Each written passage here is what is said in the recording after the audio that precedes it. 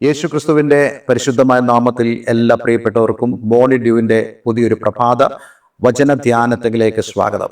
കഴിഞ്ഞ ദിവസങ്ങളിൽ വളരെ അനുഗ്രഹിക്കപ്പെട്ട ആത്മീയ സന്ദേശം നിങ്ങളുമായി പങ്കിടുവാൻ തക്കോണം ദൈവം എന്നെ സഹായിച്ചു. ഇന്നത്തെ ഈ വചന ശുശ്രൂഷ നിങ്ങളുടെ ജീവിതത്തിൽ വളരെ അനുഗ്രഹപ്രദമായി തീരട്ടെ എന്ന് ഞാൻ ആഗ്രഹിക്കുന്നു, പ്രാർത്ഥിക്കുന്നു. ദൈവം അബ്രഹാമിനെ കുറിച്ച് ചിന്തിച്ച ചിന്തകളെ കുറിച്ചാണ് നമ്മൾ കഴിഞ്ഞ ദിവസങ്ങളിൽ ചിന്തിപ്പാൻ തക്കോണം ഇടയായി തീർന്നത്. നോക്കൂ, നമ്മൾ വെറുതെ ഇരിക്കുമ്പോഴും നമ്മെക്കുറിച്ച് ചിന്തിക്കുന്ന, അതെ, നമ്മളെക്കുറിച്ച് പ്ലാൻ ചെയ്യുന്നതായ ഒരു ദൈവം. ഈ പ്ലാനിങ് എന്ന് പറയുമ്പോൾ നമ്മുടെ ജീവിതത്തിൽ എന്ത് ചെയ്യണമെന്ന് ദൈവം ആലോചിക്കുന്ന ദൈവമാണ്. അതെന്തുകൊണ്ടെന്നാൽ നാം ദൈവത്തിൻ്റെ വഴിയിൽ നടക്കുമ്പോൾ, ദൈവത്തിൻ്റെ പ്രമാണങ്ങളെ അനുസരിപ്പാൻ നമ്മൾ ഉത്സാഹം കാണിക്കുമ്പോൾ, അതേ, നമ്മൾ അവനെ വിശ്വസിക്കുമ്പോൾ ദൈവം അത് നീതിയായി കണക്കിടുന്നത് ദൈവം നമ്മെക്കുറിച്ച് ചിന്തിക്കുന്നതായ ആ പദ്ധതികളിലൂടെയാണ്. നിങ്ങൾക്ക് എത്ര പേർക്ക് ഉറപ്പുണ്ട് ദൈവം നിങ്ങളെക്കുറിച്ച് ചില പദ്ധതികൾ ചിന്തിക്കുന്നുണ്ട് എന്നുള്ളത്? അതെ, അബ്രഹാമിനെ കുറിച്ച് ദൈവം അത് ചിന്തിച്ചിരുന്നു.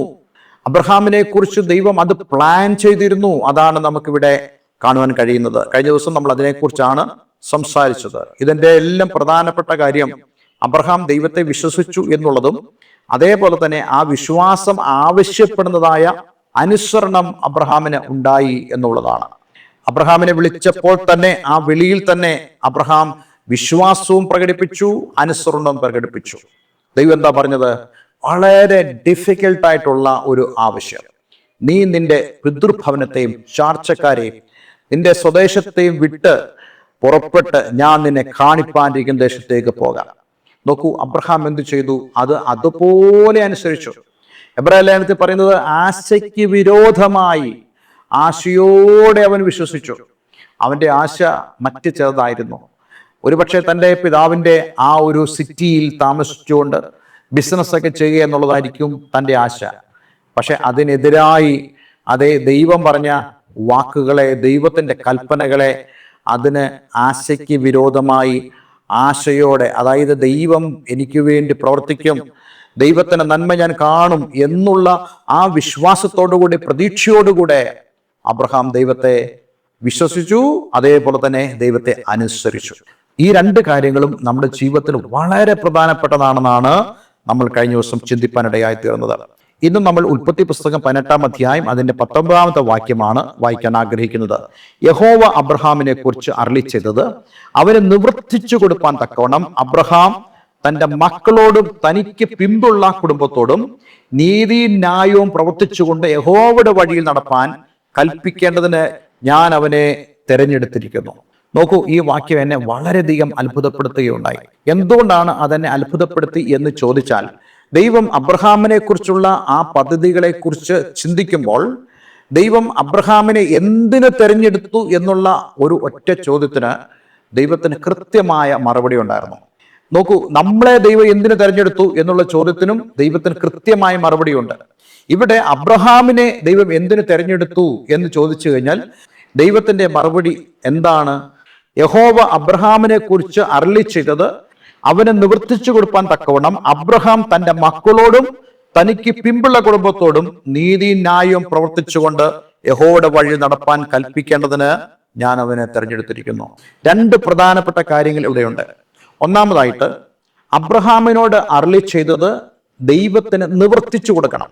ദൈവത്തിന്റെ ഒരു പ്രത്യേകത വിശ്വസ്തതയാണ്. ദൈവത്തിന്റെ പ്രത്യേകത, അവൻ വാക്കു മറന്നവനല്ല. വാക്കു പറഞ്ഞാൽ വാക്കുമാറാത്തവനായ ഒരേ ഒരാള് നമ്മുടെ കർത്താവാണ്.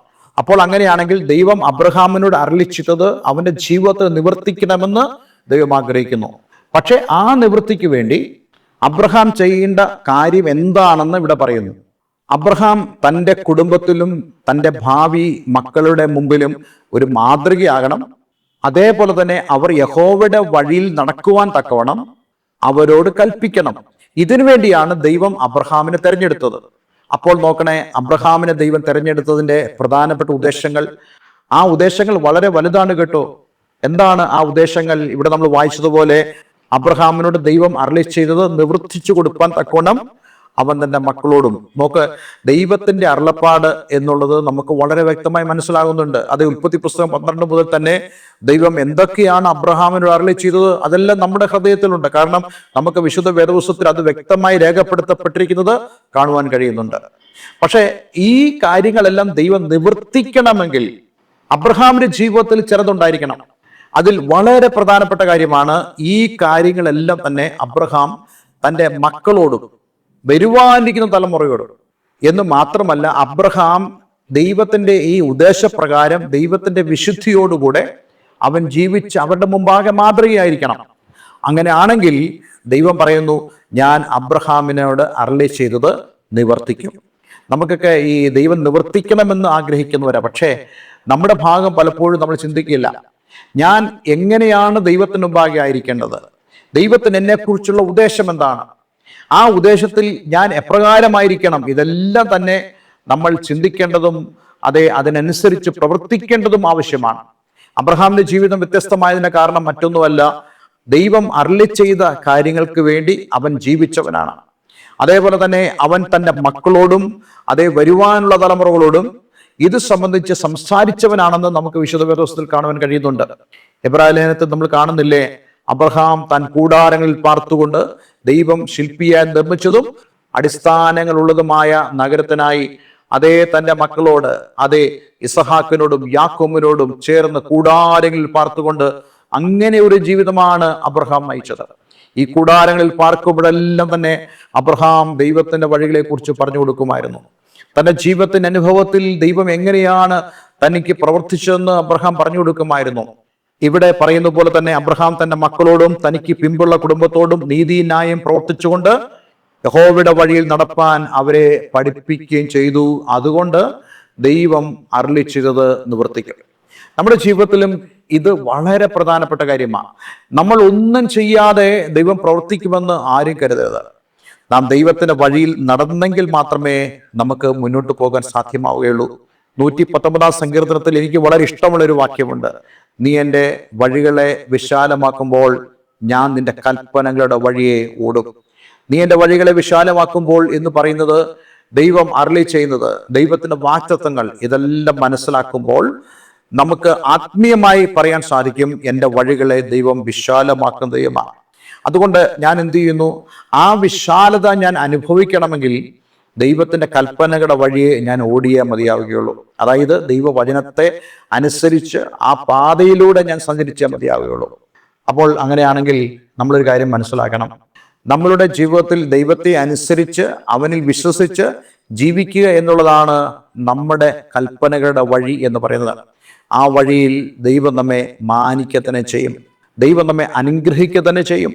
ആവർത്തന പുസ്തകത്തിൽ ദൈവം കൊടുക്കുന്ന പ്രമാണത്തിൽ ഇപ്രകാരം പറഞ്ഞിട്ടുണ്ട്. ആവർത്തനം 4:9, കണ്ണാലെ കണ്ടിട്ടുള്ള കാര്യങ്ങൾ നീ മറക്കാതെയും നിന്റെ ആയുഷ്കാലത്തൊരിക്കലും അവ നിന്റെ മനസ്സിൽ നിന്ന് വിട്ടുപോകാതെ ഇരിപ്പാൻ മാത്രം സൂക്ഷിച്ച് നിന്നെ തന്നെ ജാഗ്രതയോടെ കാത്തോളുക. നിന്റെ മക്കളോടും മക്കളുടെ മക്കളോടും അവയെ ഉപദേശിക്കണം.